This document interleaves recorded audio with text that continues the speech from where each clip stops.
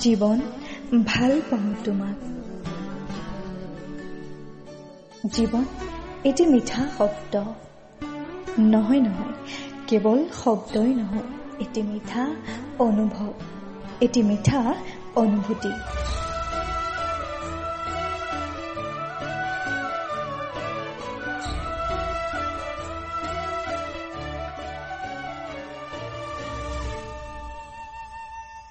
জীৱন, মই তোমাক খুব ভাল পাওঁ। তুমি মোৰ বাবে অপূৰ্ব, অনুপম, মনোৰম আৰু বহুত কিবা কিবি। কিমান যে কি! কিছুমানে কয় এইটো কি জীৱন য'ত অলপ সুখ নাই, কেৱল দুখ, কষ্ট, কান্দোন, যন্ত্ৰণা। কিন্তু মোৰ জীৱন বৰ অনুপম। আচলতে জীৱনত যদি বিষাদ নাথাকে এই জীৱন হ'ব পাৰে কেনেকৈ? যদি জীৱনত দুখ নাথাকে সুখৰ অস্তিত্ব কিদৰে সম্ভৱ? জীৱন, তোমাক মই অন্তৰ ভৰা শ্ৰদ্ধা কৰোঁ, ভক্তি কৰোঁ, কাৰণ তুমি যে মোক নিশাৰ আকাশত থকা অগণন তৰাৰ দৰে অগণন অভিজ্ঞতা দান কৰিছা।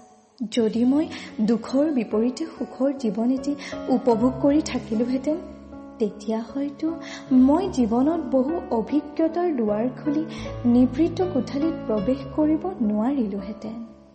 জীৱন, মই তোমাক অন্তৰৰ নিভৃত কোণৰ পৰা ভাল পাওঁ। ভাষাৰে বুজাব নোৱাৰো, মাথো অনুভৱে কৰিব পাৰো। জীৱন, তুমি মোক বহু নজনা কথা, বহু নজনা কাম শিকালা। জীৱনটোত আগুৱাই যাবলৈ, জীৱন সংগ্ৰাম কৰিবলৈ শিকালা।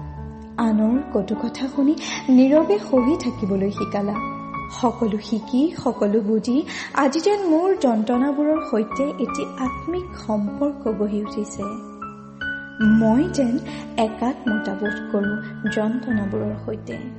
যন্ত্ৰণাবোৰ সহ্য কৰি কৰি আজি যেন মই সুনিপুণ হৈ পৰিছোঁ। তথাপিও মোৰ কোনো অভিযোগ নাই জীৱন তোমাৰ প্ৰতি। ভাল পাওঁ, প্ৰাণ খুলি ভাল পাওঁ জীৱন তোমাক।